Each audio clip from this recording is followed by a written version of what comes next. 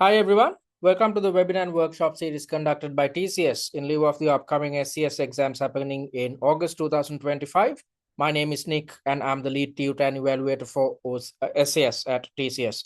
So let's look at the session plan. First things first, I'm going to share some general feedback with you because I've marked your papers. Most of you are done with mock number 4, thereby adhering to our 8-week study plan. And some of you, reverted with mock number 3 in the last week. So I've understood some shortcomings and I will highlight these shortcomings. And in order to overcome each shortcoming, I will share some recommendations with you. And then I will be directing your attention towards your P3 syllabus, after which I'm going to take you through one of the questions concerning your P3 syllabus highlighted within one of our mock exams. And as usual, towards the very end, I will be conducting a Q&A session. So let me quickly remind you of the upcoming workshops we've scheduled for you. So the E3 workshop is happening next Saturday at the same time, 9 GMT or 10 AM UK, in which I'm going to take you through your E3 syllabus and also take you through one of the questions concerning your E3 syllabus, which appears within mock number 1. And in the final workshop, which happens 2 or 3 days before your examination, I will be sharing last-minute tips with you to make sure that you walk into the exam with a high level of positivity. Make sure to attend these remaining 2 workshops without fail as well, which is the best way to get your questions answered and at the same time, the best way to keep tabs about your performance in each week. And having said that, let's try to understand what type of shortcomings you guys are committing when it comes to developing your answers. So first things first, still some of you are deflecting from the requirement, or you are including unnecessary information when developing your answers. This happens when you do not gain a clear understanding of the requirement. So as I've mentioned in the third webinar, as well as in the previous workshops, it's essential that you reiterate each requirement in your own words in a concise manner, or simplify the requirement before you start developing the answer plan, because when you do so, you can gain a clear understanding of the requirement so that you won't take any or you won't deflect from the requirement when developing answers. And as I mentioned earlier, I understood that some of you are including unnecessary information. There's a tendency for you to include unseen info or the scenarios information without any purpose. You are not supposed to do this because at the exam, you are responding to your CFO or some other board member, and the information is actually, when the CFO or some other board member shares some information with you, what is the point of repeating the same information when developing your responses? You should not do it. Instead, you should get to the point straight away. So avoid doing this. And on top of that, when trying to evaluate something, there's a tendency for you to include unnecessary information or develop arguments based on novel or new information which does not appear in your unseen. Always remember, when developing your arguments, consider the exact information which is shared with you via each unseen, rather than introducing new information or rather than developing answers based on novel information. So these are the things which you need to avoid. I've highlighted these things in my tutor feedback as well. So I hope you'd take steps to overcome these issues by redeveloping answer plans, thereby conducting revision in the most appropriate manner.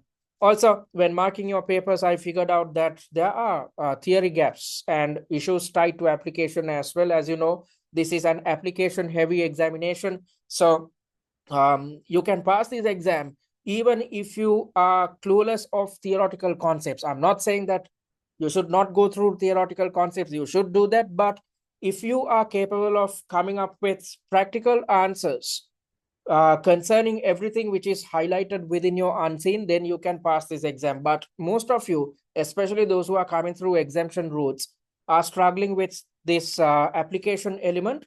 That's why you need to take steps to really work on your answering technique really work on your answer plans. That's why we are saying that it's essential that you watch the master classes.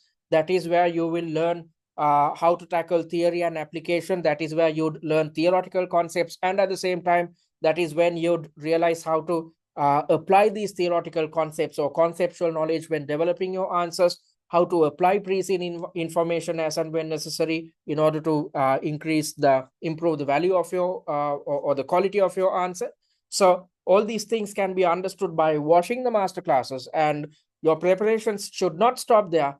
After you have watched the master classes, then you should redevelop answer plans on your own. Once you have redeveloped your answer plans, compare them to TCSs to figure out whether you have included the same type of points, whether you have missed out, whether you are still missing out on certain points, and whether you are capable of structuring answers which are akin to TCSs. And also, some of you were struggling to determine the number of points which you should include under each subtask. Still, students are struggling with it, especially those who have reverted with the third mock exam.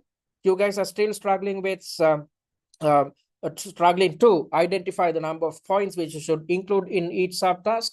So in the third webinar, I explained this, thereby highlighting what you should do to determine the number of points which should appear in each and every subtask based on the weightages provided. So in today's session, when I'm taking you through the mock exam, I will explain once more as to how you should determine the number of points you need to include under each subtask. Because when marking your papers, I felt that some of you had provided extremely lengthy answers or extremely short answers, given the fact that you are clueless of how to determine the number of points based on the weightages. So in a little while, I'm going to cover all these elements. All right, so that's the feedback which I wanted to share with you. Having said that, let's try to gain an understanding of what appears within your P3 syllabus. So give me a second, please, guys. Someone is annotating on the screen. Okay, great. So let's have a look at what your P3 syllabus is all about. So let's scroll down. So your P3 syllabus is focused on two main elements. It is everything to do with risk management, which includes risk identification and coming up with appropriate mitigatory strategies, along with how to update the risk register. Those are the three elements which are covered under risk identification and mitigation. And then your knowledge pertinent to internal audit responsibilities and internal controls are tested. So you should have the capability of suggesting internal controls and mentioning the responsibilities which the internal audit department should carry out. So as you know, your P3 syllabus is all about setting the control environment of your organization and managing risks which your organization is exposed to. And when it comes to tackling risk management, it's essential that you understand what's highlighted within your pre-scene by looking at the risk register. So let me quickly take you to the pre-scene to explain what I'm talking about. So in your pre-scene, you would have seen 6 different risks which are highlighted in here, along with appropriate mitigatory strategies. So you need to understand whether we have identified all the risks which we should have identified within the risk register. So if you look at Leothayre's risk register, there are 6 different risks in here. 1, 2, 3, 4, 5, and 6 different risks. So the first step is to identify whether we have identified all the risks or not. So although there are 6 different risks, I've encountered certain notable gaps in your principal risk report or the risk register, because we should have considered about the space debris problem or the environmental risk, which is not appearing within our within Leothayre's principal risks report.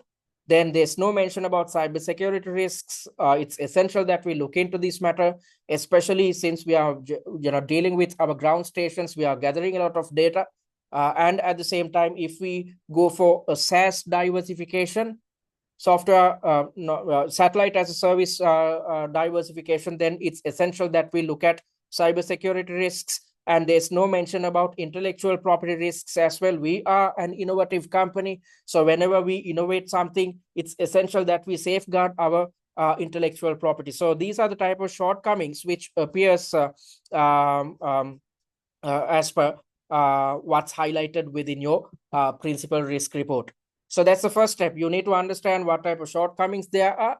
And the second step is to figure out whether the risk mitigation strategies the company has developed is appropriate or not, whether it's foolproof or not. So in order to address the second part, I've evaluated each risk. And also I've evaluated each mitigatory strategy adopted by the company. And based on these, I've conducted an assessment. And based on this assessment, I've suggested enhancements if and when needed. So if you look at the first risk which appears within your risk report, which is tied to industry uncertainty, given the fact that we are operating in a developing industry, which is still at its growth stage. So whenever a company is operating in an industry which is at its growth stage, what happens is companies will be faced with a dynamic business environment. The laws and regulations are going to continuously change. And on top of that, the external factors such as the political and economic and technological factors are going to impact the industry in an adverse manner. So there's a lot of dynamic elements which will impact your chosen industry. So there's a lot of industry uncertainty, and on top of that, we are a young company. So as a company which had not been in existence for a long period of time, we are also at the growth stage. So when the industry is growing and when we are in the growth stage, we are we'll be exposed to a lot of uncertainties and risks due to these factors. So this risk is highlighted within your risk register, and the mitigatory strategies adopted by your company is to opt for internal reporting systems or improving internal reporting systems and to monitor the changes which are happening in the market.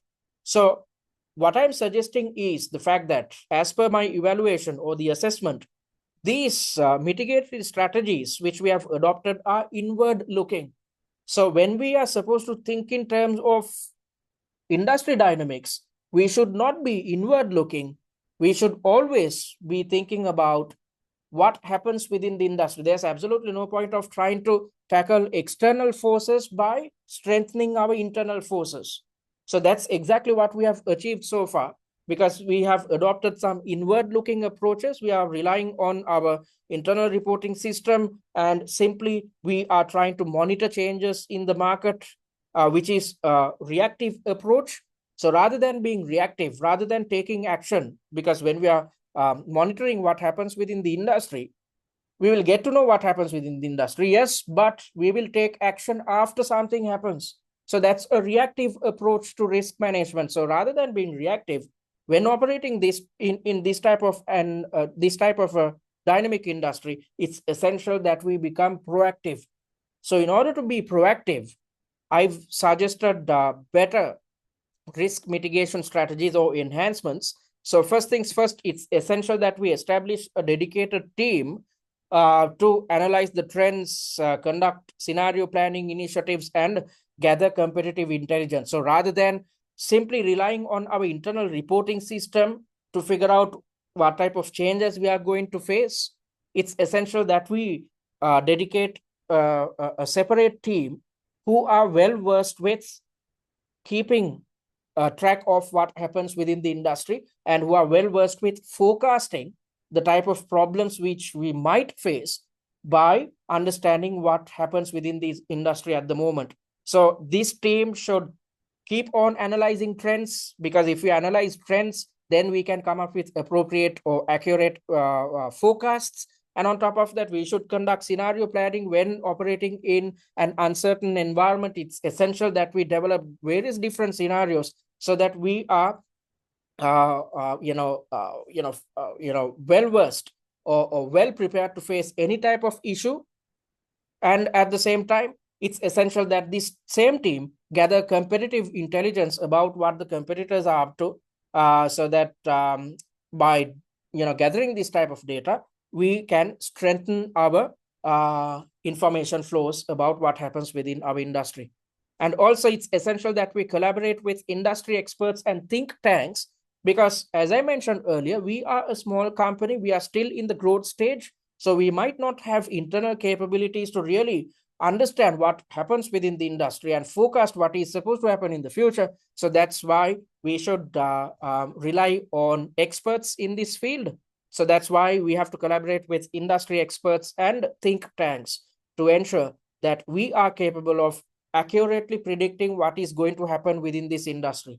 So in order to fix this problem tied to industry uncertainty, it's good to have a good internal reporting system.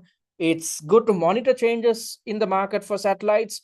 But what I've said is it's better to enhance these practices, thereby trying to be proactive rather than being reactive, which can be achieved by establishing a dedicated team who are involved with scenario planning, and on top of that, who are involved with gathering a lot of data with the intention of coming up with appropriate forecasts. And at the same time, we have to collaborate with industry experts and think tanks. So that's the second element which you need to look into with regards to your understanding about what appears within the principal risks report. So first things first, as I told you earlier, you should have the capability of understanding notable gaps within the current risk report which the examiner has shared with you. And at the same time, you should have the capability of understanding whether out of the risks which we have identified, whether the company has come up with appropriate mitigatory strategies. If not, you should have the capability of suggesting better mitigatory strategies. So that's exactly what you can see throughout this document. So once you have gone through this document, the annotated pre-scene, and once you have watched the pre-scene analysis videos, you will understand the risks the company is facing at the moment, the type of enhancements you should recommend focused on each risk, and at the same time, the notable gaps concerning your company's risk report. So that's everything to do with your understanding about risk identification and mitigation. So when developing our mock exams, we have made sure to highlight the same 6 risks. In addition to these 6 risks which appear within your pre-scene document, we have also included some additional risks which are relevant to your industry and your company.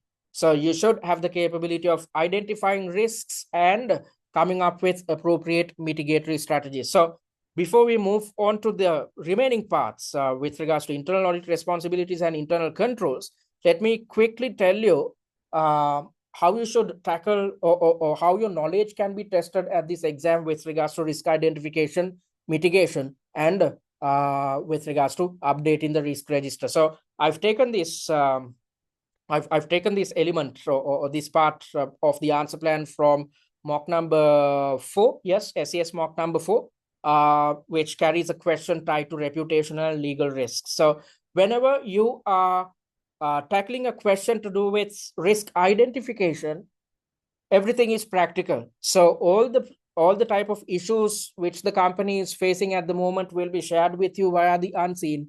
Your job is to spot these risks. Thereby, for instance, if you look at this question is tied to reputation and legal risks. So you have to go through the information provided in the unseen and identify the risk exposure. So I've considered 3 different risks. So I've highlighted 3 different reputational risks at the company's disposal. And at the same time, I've considered 3 different legal risks as well. So that's what you're supposed to do. There is no hard and fast way or an approach which you need to adhere to when it comes to tackling a question to do with risk identification. Everything is all about understanding the information which appears within your unseen and using your knowledge or expertise to mention the type of risks the company is exposed to at the moment.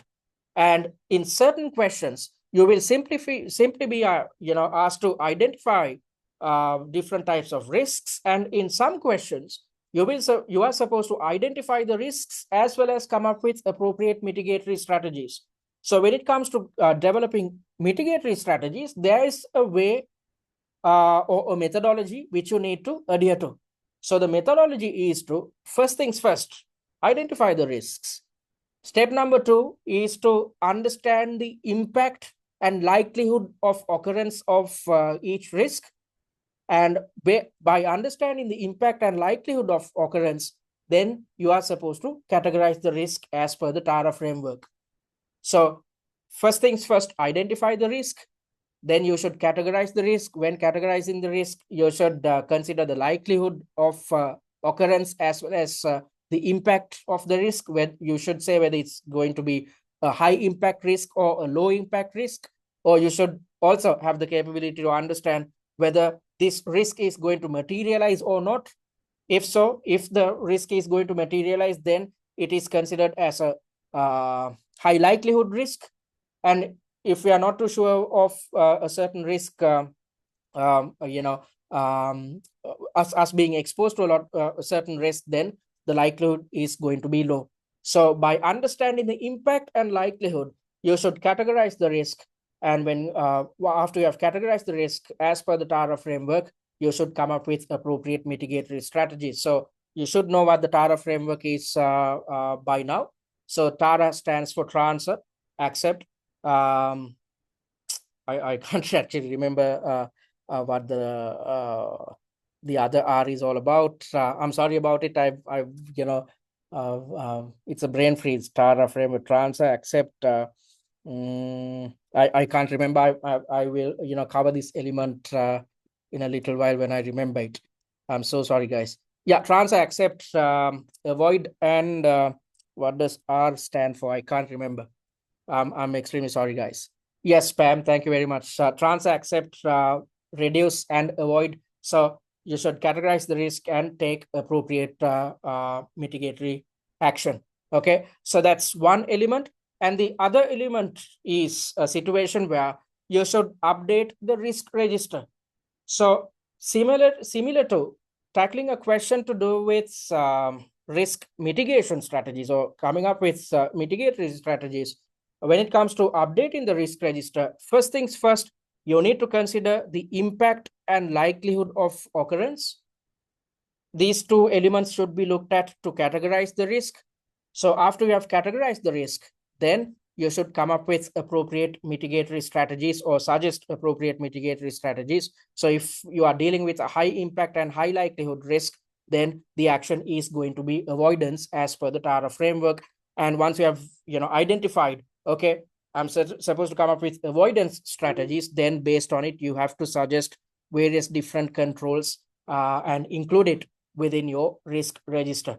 So also, when tackling a question to do with your risk register, always think about what appears within your current risk register or the principal risks which appears within your pre-scene.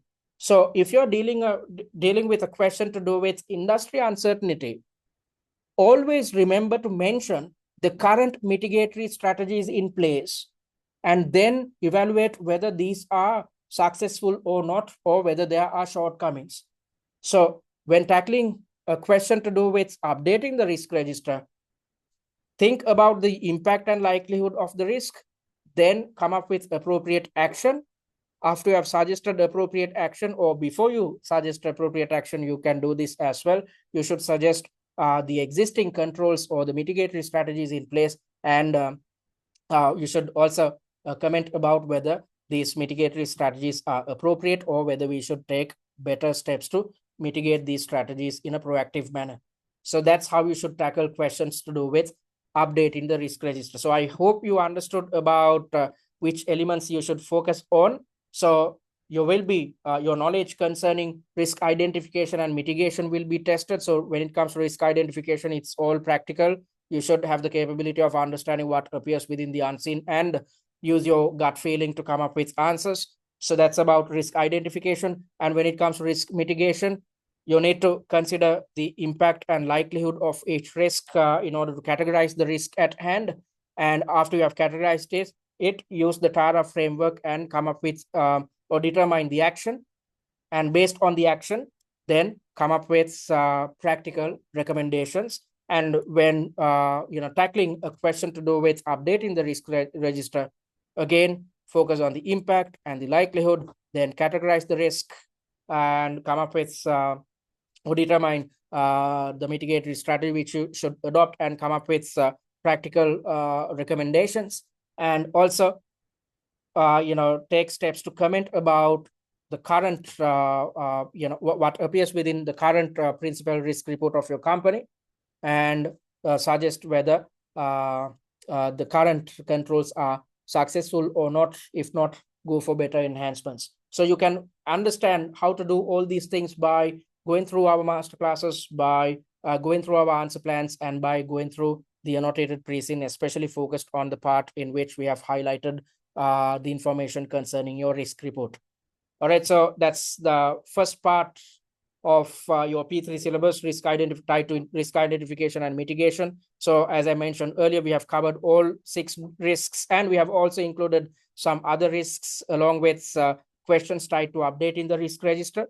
And also, your knowledge concerning your internal audit responsibilities will be tested at the examination, along with setting internal controls. So when tackling questions to do with internal audit responsibilities, especially tied to going for an acquisition, then there are certain elements which an internal audit department should focus on. So these things are covered within one of our mock exams. Also, when introducing something new, we have to conduct internal audits to see what our employees are doing at the moment, and what type of enhancements we can suggest based on identifying the shortcomings which happen at the moment. So in order to identify these shortcomings, we have to conduct internal audits. Again, this element is covered within one of our mocks. And also, in order to see whether the employees are adhering to these controls or not, internal controls or not, compliance testing should be carried out. And there's a way in which such compliance testing should be carried out. So all these things will be tested at your examination. And with regards to internal controls, definitely be prepared to talk about internal controls to prevent data breaches from occurring, because this is a shortcoming. As per our risk report, we have not identified cybersecurity risk which exposes us to the risk of data breaches. So definitely in one of the variants, there will be a variant which is focused on Leothayre being exposed to data breaches. So in such an environment, definitely you should have the capability of suggesting ways in which we can take preventive steps to avoid data breach in the future, and also preventing various types of risks concerning the internal issues highlighted within your unseen will be tested at your examination. So with regards to internal controls, again, it's all about coming up with practical solutions with the intention of preventing these problems from occurring in the future. So it's all about, when suggesting internal controls, focus on prevention rather than trying to recommend reactive recommendations. Focus on prevention. Always think, okay, if we are exposed to these type of risks, how can we fix these problems in the future, or come up with foolproof controls to make sure that the company is not exposed to such risks in the future. So that's what your P3 syllabus is all about. Having said that, let me quickly tell you what we offer at TCS before we move on to the mock exam discussion. So I'm on the SCS page. If you're yet to create a free user account, click on this button and do so. And once you have created your free account, you'd gain access to our student dashboard. And once you're in the student dashboard, click on My Courses. And in front of SCS Free, you'd see an Access Content button. Click on it.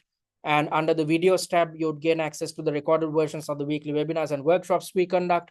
Under the Study Material tab, you'd gain access to the SCS Syllabus Coverage document, the Pre-Seen Mind Map, and the Answer Plan of Mock Exam 1. And under the Mocks tab, you'd gain access to mock number 1, its questions and suggested answers. And via the Exams tab, you have the opportunity of attempting mock exam 1 under exam conditions via the exam platform which we have developed. As you know, we have developed the exact replica of the Pearson VUE system. So it's the best way to attempt your mock exams under exam conditions, which is the best way to master your answering, time management, and stress management techniques. So make use of these free resources on offer. And if you are interested in investing on our paid content, click on this button and check the sample material before you do so. And if you're yet to join our SCS WhatsApp group, click on this button and join it. We'll keep you guys informed of the commencement dates and times of the weekly workshops. And on top of that, if you have any questions, you can get them addressed via this WhatsApp group. And talking about what we offer two courses, the essential course and the premium course. The essential course is designed for those who have completed their OTQs. So since you have completed your OTQs, you will not have any knowledge gaps. Therefore, it's simply a matter of improving your application skills when conducting preparations. So under the essential course, you'd gain access to the recordings of all weekly webinars and workshops, 6 mock exams with suggested answers. Although it says 6 mocks, we have developed 7 mocks this time, because I've also considered a situation, since we are a small company, I've also considered a situation where a bigger company acquires us. So therefore, you'd gain access to 7 mock exams with suggested answers. And when developing these 7 mocks, we have made sure to cover all syllabus areas. And you'd also gain access to pre-scene analysis videos, 4 videos in total. Once you have watched these videos, you will gain an in-depth understanding about the internals and externals of your chosen company. You will also gain access to the annotated pre-scene industry analysis and financial analysis slides.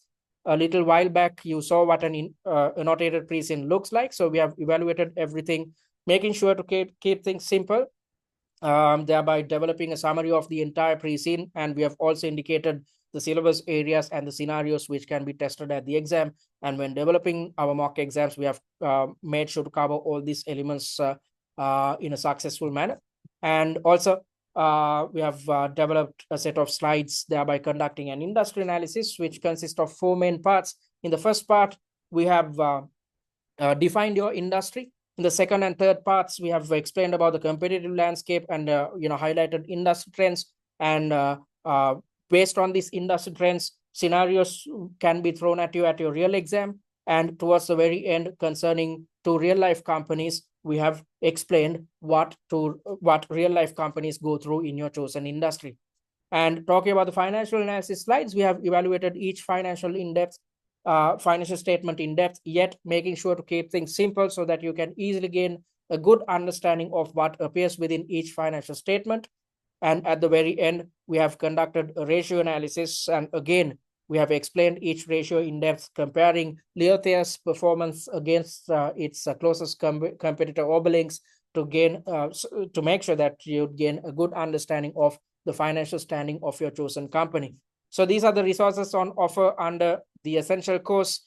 And additionally, you'd gain access to the top 20 likely issue slides and the case study familiarization kit, access to a tutor managed live chat and OTQ revision cards. So once you have completed each mock exam, if you feel that you were struggling with a certain theoretical concept, simply refer to the OTQ revision cards to brush up your knowledge in a jiffy. Don't waste time trying to learn theory on your own. Simply refer to the OTQ revision cards. So the value pack is essential pack rather is priced at £299.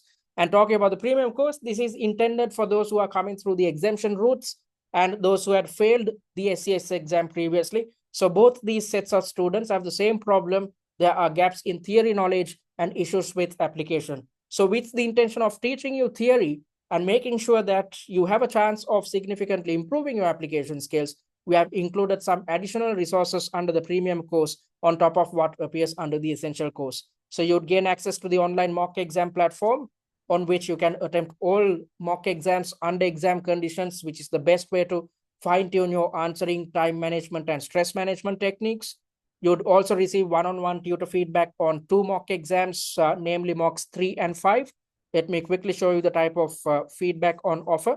So as you can see, we have evaluated each and every paragraph, each and every point, highlighting your shortcomings, with the prime intention of ensuring that you understand your shortcomings, because the objective of opting for tutor feedback should be to understand your shortcomings, because if you understand your shortcomings, you can take steps to improve your skill set, avoid these mistakes at your real examination by watching the master classes and redeveloping answer plans. So these the type of feedback on offer.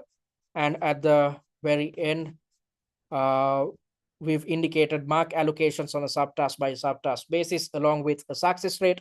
So by looking at the success rate, you can easily understand the subtasks in which your performance was substandard. And when it comes to conducting revision, after receiving this type of feedback, you are supposed to redevelop answer plans. And when you are redeveloping answer plans, focus on the subtasks which are highlighted in yellow.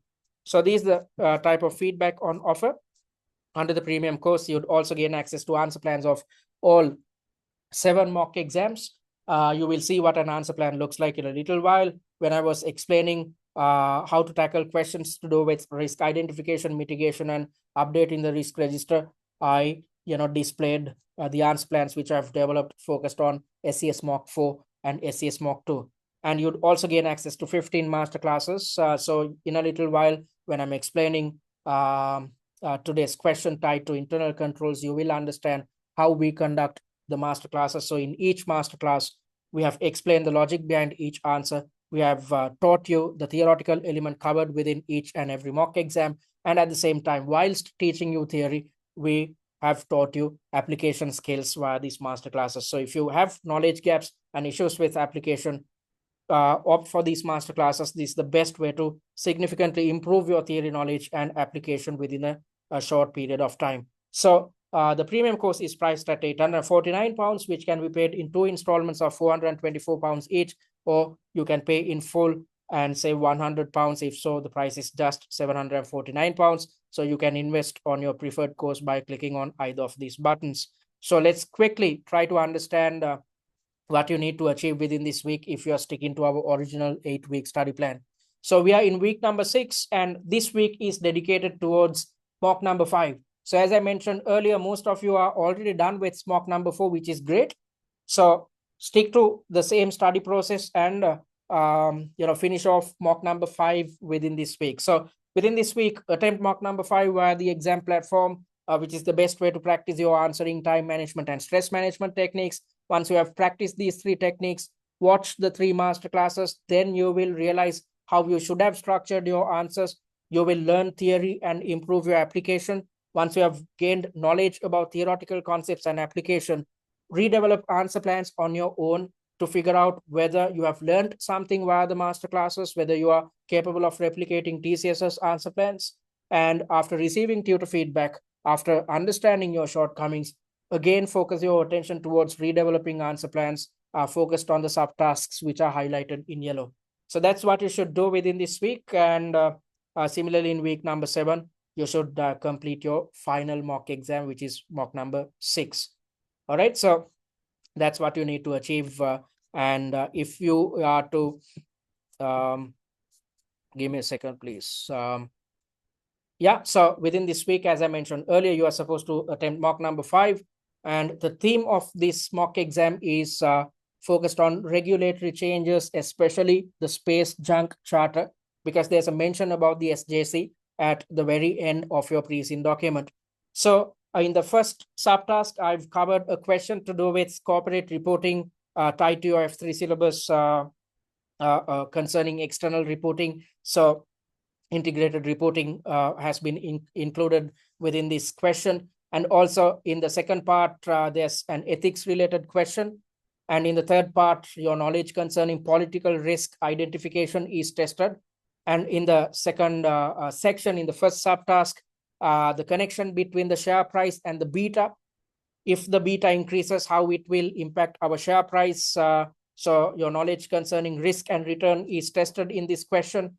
And also, since we are a small company, the rational planning model might not work at all times, especially when we are trying to do something new, especially given the fact that we are operating in a dynamic business environment. So, considering this viewpoint, I've included a question which tests your understanding about emergent strategy, because when trying to do something new as a young company, the emergent strategy should be adopted as opposed to a rational planning model. So your knowledge pertaining to strategy formulation concerning emergent strategy is tested. And what if we suspend a dividend? How will it impact our stakeholder relationships, and the type of implications which we might have to face is tested. And also appointing an executive director versus a non-executive director, which tests your understanding about corporate governance. Also, setting up a board committee to do with data management, which again tests your understanding about corporate governance, and how to conduct corporate political activity, or CPA, thereby how to conduct lobbying in the most ethical manner, is tested in the last subtask, which tests your understanding about stakeholder management and strategic influence. So these are the elements covered within mock number 5. And if you want, you can go through the revision cards before attempting mock number 5 if you feel that you are struggling with a certain theory area. But don't worry, after attempting the mock exam, you can always learn all these concepts and improve your application by watching the master classes and redeveloping answer plans. All right, so that's what you need to achieve within this week. Having said that, let's try to understand how to tackle a question to do with internal controls. All right, so I'm directing your attention towards section number 2 of mock exam 1. Section number 2, the time allocation is 60 minutes. The CFO stops at your workstation and hands over a document. Please go through this document, which is an excerpt of board meeting minutes. I need your advice on following matters. So let's try to figure out what appears within this excerpt taken from board meeting minutes. During a recent strategic meeting, our operations director briefed the board on Leothayre's successful development and testing of a proprietary satellite deorbiting technology. So we have, innovated something which is considered as a satellite deorbiting technology. The innovation ensures reliable and end-of-life re-entry, reducing orbital debris while offering a cost-effective alternative to current deorbiting systems. So this innovation is something which is poised to offer us competitive advantage. Why am I saying this? Because due to this innovation, we are trying to address the orbital debris problem, which is extremely good for our reputation. And on top of that, we are offering a cost-effective alternative to current deorbiting systems. So this is cheap as well. So when we are offering something cheap, which is better than the market, and at the same time, when we are offering something which impacts our reputation in a positive manner, then our competitive advantage will definitely increase. Unlike other models, Leothayre's design is cheaper to build and implement even amidst rising satellite construction costs. Interest from other manufacturers has surged, with several seeking to license the technology to support their ESG goals. So, so many players out there, they have reached out to us with the intention of licensing our proprietary technology.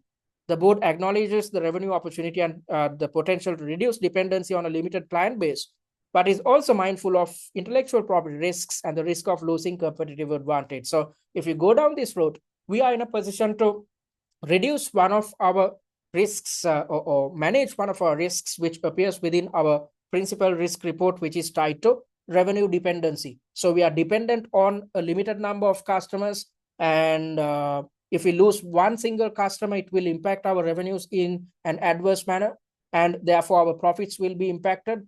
So we have to take steps to reduce this revenue dependency.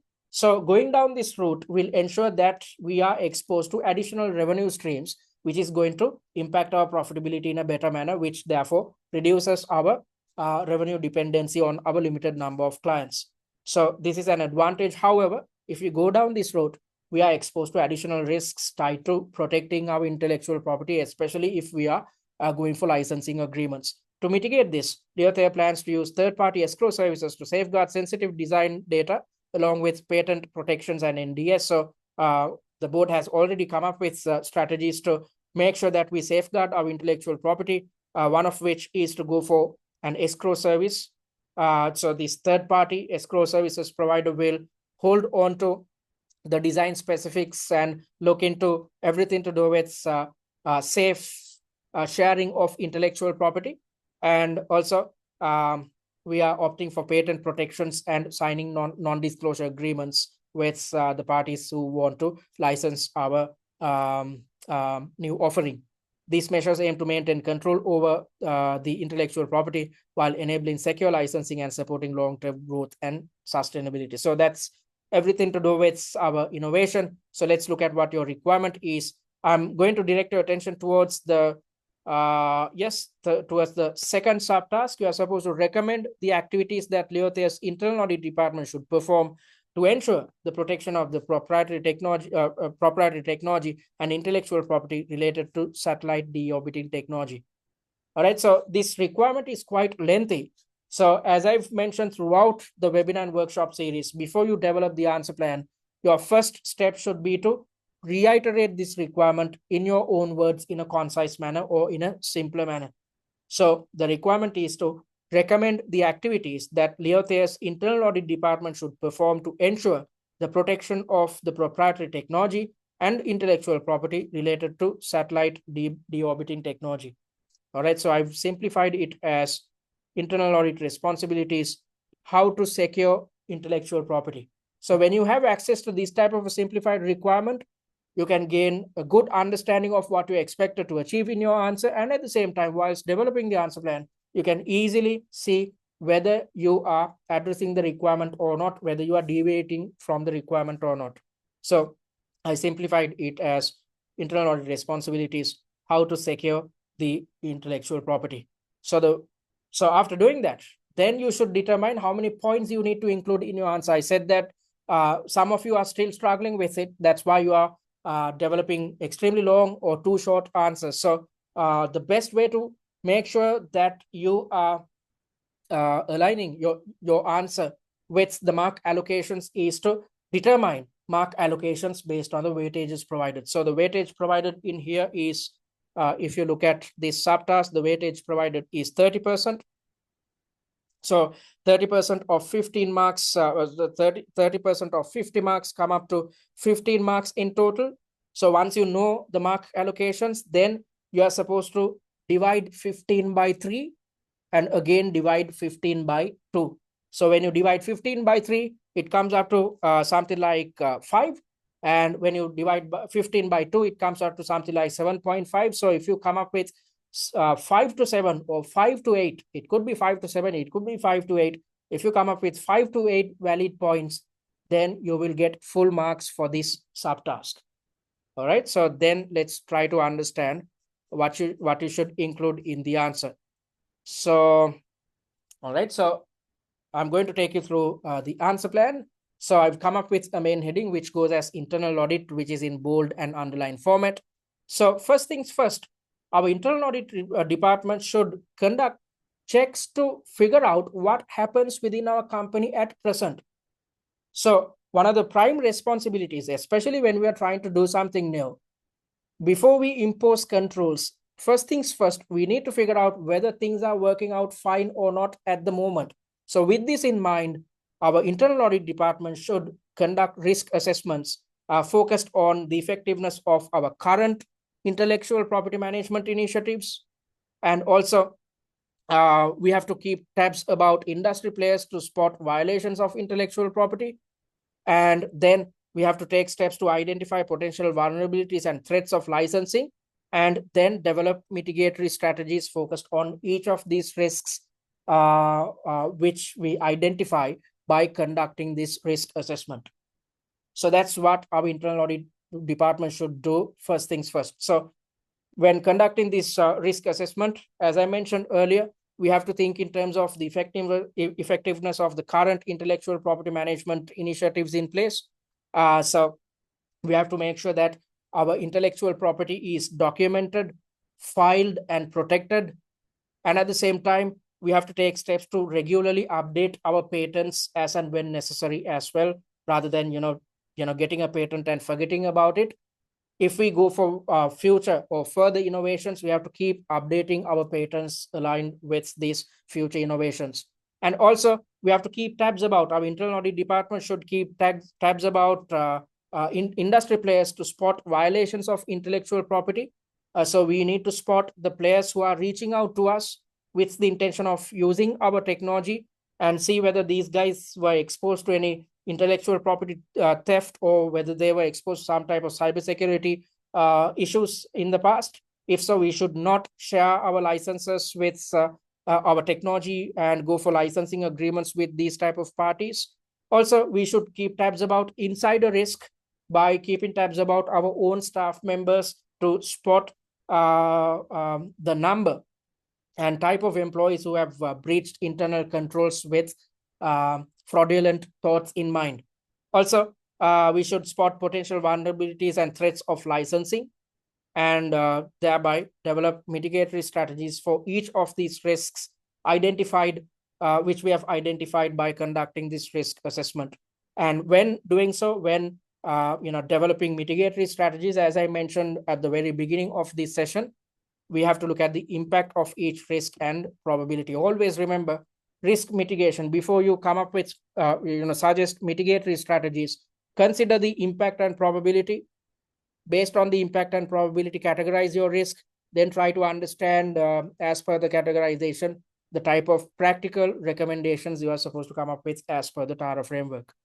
All right, so that's the risk assessment element. Then they should review and verify effectiveness of licensing and escrow arrangements. So we are poised to, if we go down this route in which we are going to share this technology, we are poised to go for licensing agreements. And on top of that, the board is thinking about utilizing the services offered by an escrow services provider.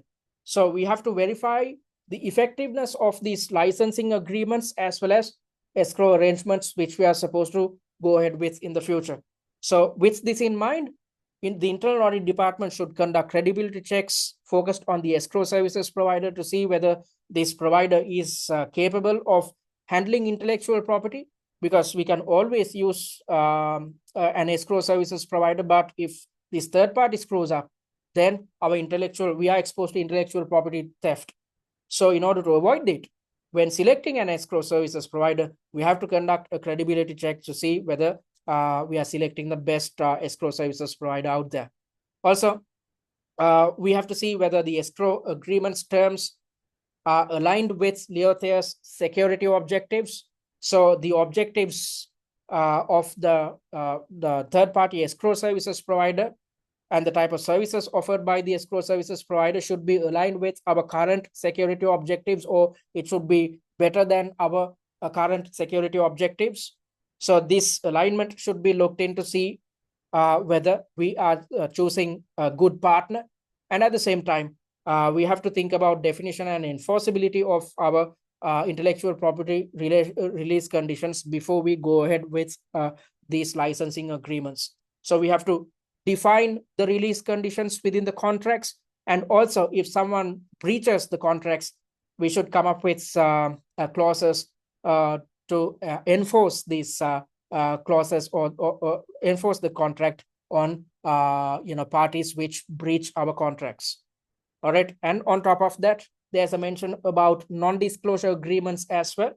Our board members have suggested that with the intention of safeguarding our intellectual property, we have to opt for non-disclosure agreements. So simply signing non-disclosure agreements are not going to help us.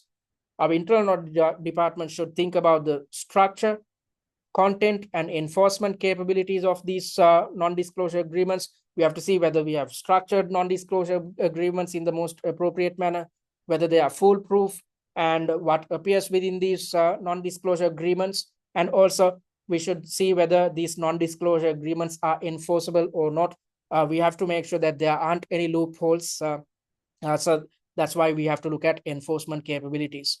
And these non-disclosure agreements should cover confidentiality clauses, what we should do with regards to unauthorized usage of our technology, penalties for breaches, and processes should be mentioned with regards to monitoring compliance. So just signing an NDA won't help.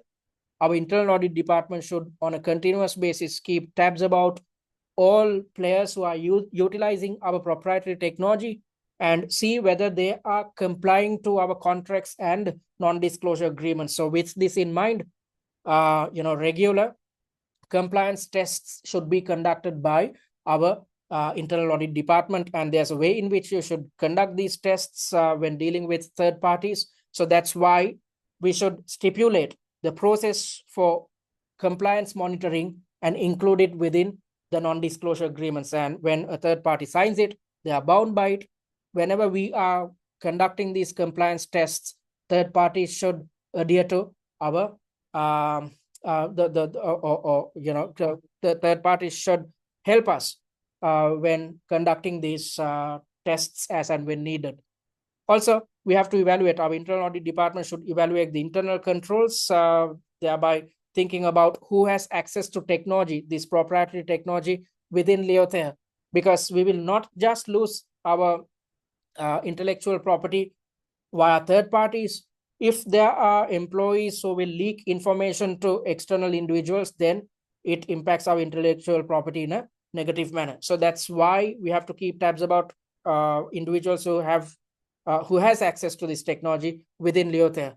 So with that in mind, our internal audit department should think in terms of access rights management tied to IT and IS, and also they should keep tabs about employees who are working within our workshop who are involved with research and design initiatives. And also, the internal audit department should think in terms of the change controls. Whenever we innovate something, then we should change the internal control system. And whenever these changes are occurring, we have to document them. And when documenting, there's a way in which you should do it with updates taken into consideration. That's where change controls come into play. And also, the internal audit department should see whether we have appropriate encryption and multi-factor authentication in place, which are intended to bar access to proprietary knowledge, proprietary technology within our company. And based on all these things, they should develop an ongoing monitoring plan. Thereby, they should stipulate, when we are expected to conduct audits post-licensing, focused on the escrow arrangement, and focused on adherence to NDAs and licensing agreements. So these audits should focus on 3 different angles. We should see whether everybody is sticking to the escrow arrangements, contractual clauses, whether everybody is adhering to the non-disclosure agreements, as well as the third parties who are utilizing our technology are sticking to the licensing agreements which they have signed. So all these 3 angles should be considered when conducting regular audits post licensing. And also, we should focus our attention towards training with regards to educating our employees as well as third parties who are utilizing our technology with regards to how to safeguard intellectual property. The importance of protecting intellectual property should be taught in these sessions. And also, we should highlight the legal ramifications of violations, because if we don't cover this element in the training sessions, then folks are not going to be too serious about sticking to the controls. When we highlight the legal ramifications of violations, then people will be afraid to breach the controls, thereby they adhere to the controls in place. All right, so as you saw, this is a highly practical answer. There's no way in which you should tackle, I can say that you should tackle internal audit related questions in this manner. Instead, I've solely focused my attention towards what's highlighted within this unseen. And, we have identified a risk, and the board has come up with or suggested mitigatory strategies, which is to go for a third-party escrow service. So with regards to highlighting internal audit responsibilities, I've highlighted this area, how to tackle with third-party escrow services. Also, there's a mention about patent protection. So I've mentioned about how to deal with our patents, how to update them and whatnot. Also, I've mentioned about non-disclosure agreements or NDAs, and there's a mention about licensing, us going for a licensing agreement. I've covered this element within the answer as well. So once you have developed this type of an answer plan, your next step is to finalize your answer in paragraph form, thereby fleshing out your answer plan. Your final answer should not look like this. It should not be in bullet points or single line sentences. Instead, it should be in paragraph form. So your final answer should look something like this. So you are supposed to develop a paragraph per answer point. Okay, so that's what I wanted to highlight. So in today's session, I explained how your knowledge can be tested concerning your P3 syllabus. So 3 different angles will be looked into: risk identification and mitigation, update in the risk register, and the control environment of your organization. So I explained at the very inception of today's session, I explained how to tackle questions to do with risk identification, I said that it's all practical. When it comes to tackling questions to do with risk mitigation, you have to first categorize the risk concerning the impact and likelihood, then determine the action as per the TARA framework, and then come up with practical recommendations. Similarly, when it comes to updating the risk register, you need to adhere to a similar methodology. The only difference is the fact that as and when necessary, if a certain risk which appears within your risk register is discussed, then you should think in terms of the current mitigatory strategies in place, whether they are appropriate or not. And after identifying the shortcomings, you need to suggest enhancements or better mitigatory strategies. So the best way to understand, because as you know, your P3 syllabus is heavy on risk identification and mitigation. So in order to make sure that you gain the most amount of marks tied to risk identification and mitigation, go through what appears within our annotated pre-scene, because I've, as you saw a while back, I've evaluated each risk which appears within your risk report. And at the same time, I've highlighted the notable gaps within your risk report as well. Okay, so that's what I wanted to highlight. I hope you gained a good understanding of how to tackle these type of syllabus areas. So I'm happy to say that we achieved a 92% pass rate in the previous sitting. And if you want to achieve a similar feat, stick to the study plans which we have shared with you. We have already shared an 8-week study plan, and most of you are sticking to it. And we, in last week's session, we shared a 3-week study plan. And as per the 3-week study plan, you should be done with the first 2 mock exams by now. And within this week, you are supposed to focus your attention towards mocks 3 and 4. However, if you are yet to start preparations, you still have time. If you are committed enough to attempt the mocks and conduct revision, then you can still pass this examination. So if you're still contemplating about attempting the exam in August, and whether you have enough time to start your preparations, you still do. Invest on your preferred course and start your preparations as soon as possible. All right, so having said that, let's move to the Q&A. I'm going to pause the recording. All right, folks, thank you very much for those questions. I hope I addressed everything. So if you want to contact us, you can do it via our website, which is www.study@tcs.com. So visit our website. Where is our website? Okay, I can't find it. And drop us a message by clicking on the contact button. And if you want to email us, you can email us via info@study@tcs.com, or simply drop us a message via WhatsApp. And I invite you guys to follow us on our social media handles, especially YouTube and TikTok, because the recorded versions of the weekly webinars and workshops can be accessed via the YouTube handle. And via TikTok, you'd gain access to a set of videos, 6 videos to be precise, which is a good pre-scene mind map. So please watch these videos over and over until your examination, to keep yourself reminded of what appears within your pre-scene document. Similarly, we have shared this document with you, which is the document version of the pre-scene mind map, which can be downloaded via our student dashboard as well. So please go through this document continuously to make sure that you remember the most important points which appear within your pre-scene document. And if you're yet to read our blog post, click on this link and do so. Having said that, it brings us to the end of today's workshop. I hope you gained a good understanding of how to deal with questions to do with your P3 syllabus, which consists of 3 main parts, as I mentioned earlier. And I hope you'd start preparations if you're yet to, because if you have knowledge gaps, you will struggle at your exam. It's essential that you start your preparations at least now, because you simply have 2 weeks until your examination. And if you are sticking to our 8-week study plan or 3-week study plan, keep pushing, keep moving forward, keep fighting.